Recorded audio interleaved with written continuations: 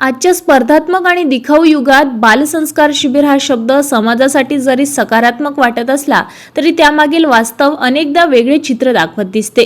पूर्वी संस्कार शिबिरे म्हणजे मुलांना नैतिक मूल्ये, शिस्त, देशप्रेम, सामाजिक बांधिलकी आणि संस्कृतीची ओळख करून देणारे साधे उपक्रम असत।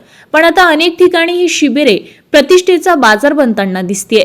विशेष म्हणजे काही आयोजक AIS अधिकारी, प्रसिद्ध अभिनेते, राजकीय पुढारी यांचे सामाजिक क्षेत्रातील प्रसिद्ध व्यक्तिमत्व यांच्या उपस्थितांचा वापर आकर्षण आणि प्रचाराचे माध्यम म्हणून करत असल्याचे चित्र दिसून येत आहे।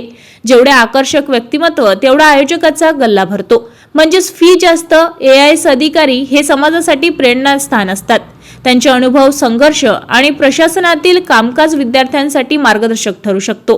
त्यामुळे एखादा अधिकारी सामाजिक बांधिलकीनुसार शिबिरात सहभागी होत असेल तर त्यात गैर काहीच नाही। उलट विद्यार्थ्यांना प्रेरणा मिळणे ही चांगली बाब आहे। मात्र प्रश्न उपस्थित होतो तो वापर आणि दुरुपयोग यामधील सीमारेषेचा। आज अनेक शिबिरांच्या जाहिरातीमध्ये IAS अधिकारी उपस्थित, अधिकाऱ्यांसोबत थेट संवाद, प्रशासनातील मोठ्या व्यक्तींचे मार्गदर्शन अशा ओळी ठळकपणे झळकताना दिसतात। प्रत्यक्षात मुलांच्या विकासापेक्षा या नावांचा वापर पालकांना आकर्षित करण्यासाठी अधिक केला जातो। काही ठिकाणी तर अधिकाऱ्यांच्या नावावर मोठमोठी फी आकारली जाते। त्यामुळे प्रश्न निर्माण होतो की अखेर बालसंस्कार शिबिर आहे की प्रतिष्ठा विकण्याचा नवा व्यवसाय। याहूनही गंभीर बाब म्हणजे काही आयोजक अधिकाऱ्यांच्या उपस्थितीचा वापर करून आपल्या संस्थेला सरकारी पाठबळ असल्याचा आभास निर्माण करतात।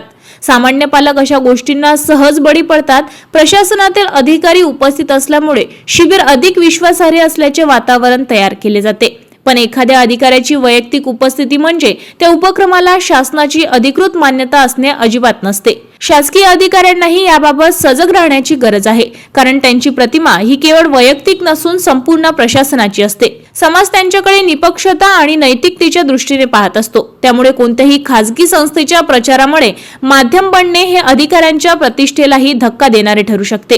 आज खऱ्या अर्थाने गरज आहे ती संस्कार या शब्दाचा मूळ अर्थ जपण्याची।